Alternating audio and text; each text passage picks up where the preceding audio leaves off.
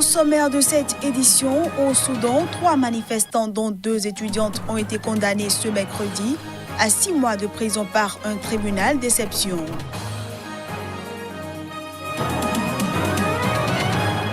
Acquitté en première instance par la Cour pénale internationale, Charles Blekoudé a appelé ses compatriotes à oublier toute vengeance ou revanche après la crise électorale de 2010-2011.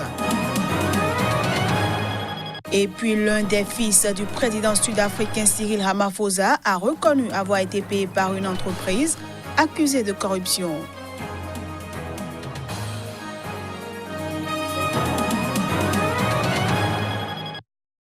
Voilà pour le sommaire, bienvenue à tous. Aux Comores, le chef de l'État sortant Azali Assoumani l'a emporté sans surprise dès le premier tour de la présidentielle avec 60,77% des suffrages selon des résultats officiels annoncés ce mardi.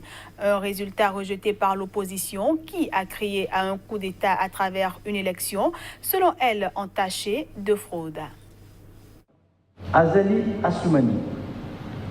Voix obtenues 96 635, soit 60,77%. Au pouvoir depuis 2016, le colonel Azali Assoumani a écrasé son principal adversaire, Mahamoudou Hamada, du parti Joua, arrivé en deuxième position avec 14,62% des suffrages, selon les chiffres communiqués par le président de la commission électorale. Le camp présidentiel s'est félicité de cette victoire qui n'a suscité aucune réaction immédiate dans les rues de la capitale. C'est la victoire de la démocratie. Tous ceux qui ont su que la démocratie doit être respectée ont gagné aujourd'hui. Ceux qui n'ont pas voulu de la démocratie l'ont démontré.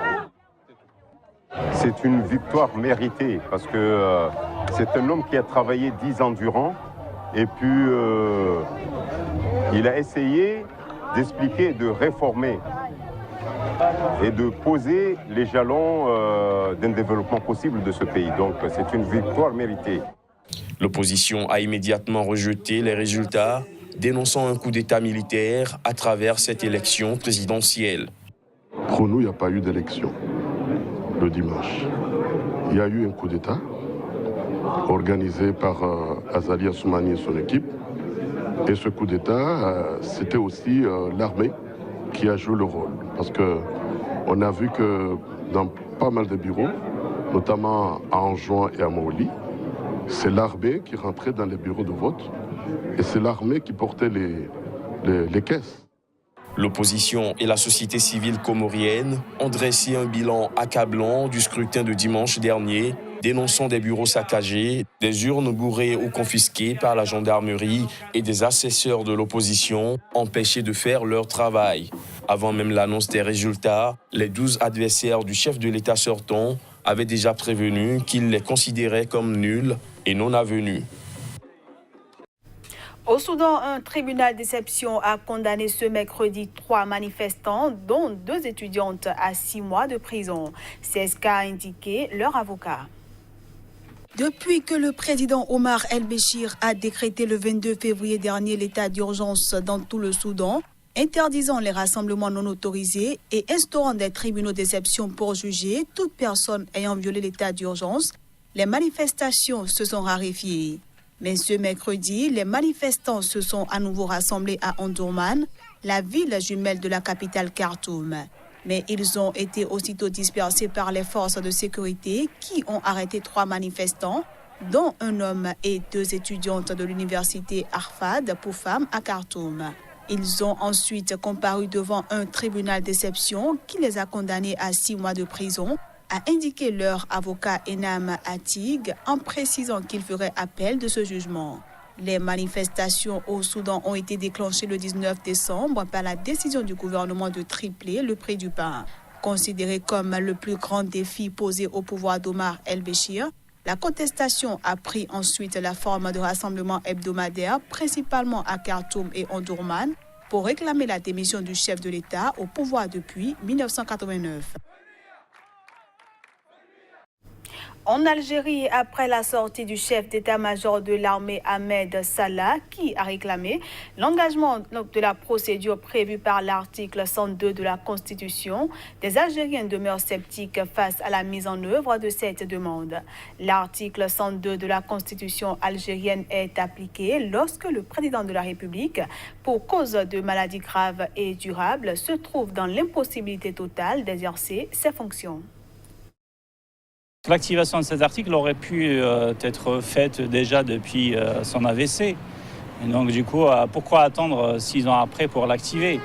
Mais là en fait, je crois que ce n'est pas une bonne solution. C'est-à-dire que là, la volonté populaire n'a pas été respectée, puisque le mot d'ordre était clair, net et précis, les revendications sont claires, c'est de dégager tout le système. Donc là, il ne s'agit pas du tout d'une solution, c'est un cadeau empoisonné. Parce que là, en fait, on garde le système. C'est-à-dire avec cette décision, on a sauvé le système, carrément. Déjà la décision de prendre l'article 102 en considération, je trouve que c'est déjà, on peut dire, c'est périmé. C'est en retard. Le président ne peut pas présider ce peuple, ne peut pas présider ce pays. C'est déjà trop tard. Il est malade, il est mort, on ne sait pas. Voilà. Mais l'essentiel, il n'est pas capable de gérer ce pays. C'est la fin de la solution parce que le train, il est déjà passé. Donc, ils ne veulent pas prendre le train en arrière. Le train est déjà passé. Ça fait 7 ou 8 ans qu'on attend le changement. Maintenant, le soulèvement populaire, avant, en 90, c'était un soulèvement des partis. Et maintenant, c'est un soulèvement populaire. Et le soulèvement populaire, il demande le départ de tout le gouvernement. Ce journal se poursuit. Charles Blé Goudet, acquitté en première instance par la Cour pénale internationale, mais toujours en liberté conditionnelle, a appelé les Ivoiriens à oublier toute vengeance ou revanche. L'ex-chef du mouvement des jeunes patriotes fait référence à la crise électorale de 2010-2011, au cours de laquelle 3000 personnes sont mortes. Les détails. Je n'encouragerai aucune tentation de vengeance, ni aucune velléité de revanche. Vengeance sur vengeance, revanche sur revanche, ne feront que précipiter notre pays dans l'abîme, dans le chaos. Bref, dans un déclin irréversible, écrit Charles Blé Goudet dans une lettre aux Ivoiriens transmise par son avocat. L'ancien président Laurent Gbagbo et Blé Goudet ont été libérés sous condition, dont l'obligation de résider dans un État membre de la Cour en attendant un éventuel procès en appel. Gbagbo réside désormais à Bruxelles, mais Blé Goudet est lui toujours aux Pays-Bas, aucun pays n'ayant accepté pour le moment de l'accueillir. Savoir reconnaître ses erreurs, assumer ses responsabilités quelles qu'elles soient, voilà la vraie voie vers la rédemption, affirme Blé Goudet qui a souvent été critiqué pour sa véhémence. En ce qui me concerne, je ferai ma part. Et comme je l'ai toujours répété, je serai un instrument au service de la paix et de la réconciliation dans mon pays, assure-t-il. Nous devons travailler à doter notre pays d'institutions fortes et crédibles qui puissent traverser le temps et non des institutions assujetties aux intérêts du parti au pouvoir, écrit Charles Blé Goudet, qui promet que son engagement n'obéit à aucune démarche intéressée ni à aucune tactique politicienne. Ses détracteurs et les ONG internationales le considèrent comme un de ceux qui ont contribué à la montée de la tension avant les élections et aux violences qui ont fait plus de 3000 morts pendant la crise post-électorale entre décembre 2010 et avril 2011. En Afrique du Sud, un des fils du président Cyril Ramaphosa a reconnu avoir reçu 140 000 $ de la part d'une entreprise engluée dans une vaste affaire de corruption. Un aveu embarrassant pour le chef de l'État qui a reconnu ce mercredi avoir été informé de cette transaction. Andile Ramaphosa, l'un des fils du président sud-africain Cyril Ramaphosa, a reconnu avoir été payé par une entreprise accusée de corruption. Les faits remontent à décembre 2017 où son entreprise, Blue Clan Capital, spécialisée en informatique, avait conclu un accord avec la société privée de sécurité Bosasa d'un montant mensuel de 16 000 $, soit 14 000 €. Il s'agit d'une erreur grave de notre part. Avec le recul, il est maintenant clair que notre audit préalable était insuffisant compte tenu du rôle de mon père, a estimé a posteriori Andile Ramaphosa dans une interview exclusive aux médias sud-africains News 24. Au pouvoir depuis 2018, le président Ramaphosa a déclaré dans un communiqué ce mercredi avoir été informé en 2018 de la relation d'affaires entre l'entreprise de son fils et Bosasa et avoir reçu une copie du contrat. Récemment, des dirigeants repentis de Bosasa ont affirmé que leur entreprise avait versé du temps du président Jacob Zuma des pots de vin à des ministres élus et hauts fonctionnaires proches du parti au pouvoir, le Congrès national africain. Des révélations qui accablent le président Cyril Ramaphosa, qui s'est donné comme priorité de lutter contre la corruption qui a gangréné la présidence de son prédécesseur Jacob Zuma.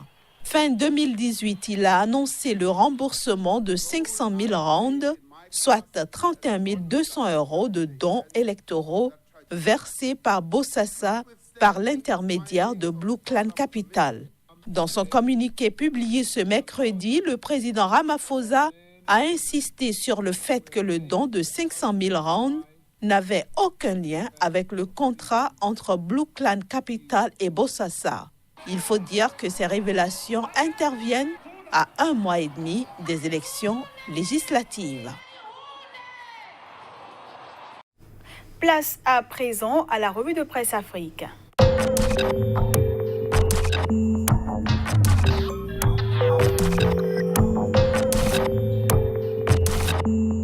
Ravi de vous retrouver pour partager de nouvelles informations africaines. Mesdames, Messieurs, bonjour et bienvenue. Première destination du jour, la Côte d'Ivoire. Programme présidentiel d'urgence, le paiement des prestataires se complique, nous apprend le journal Le Sursaut. Enseignement supérieur, Fraternité Matin informe ses lecteurs du lancement d'un cadre de concertation avec les syndicats.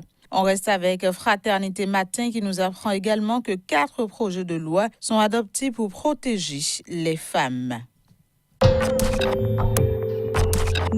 Le point de l'actualité togolaise à présent, coopération Togo-Afrique du Sud, Fort Yassingbe et Cyril Ramaphosa pour le renforcement des relations entre Lomé et Pretoria, peut-on lire en manchette de TM Togo Matin.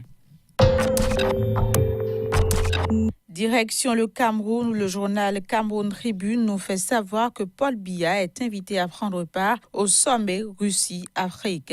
L'Épervier nous apprend que le RDPC a célébré son 34e anniversaire sous haute tension à Meyo-Messala.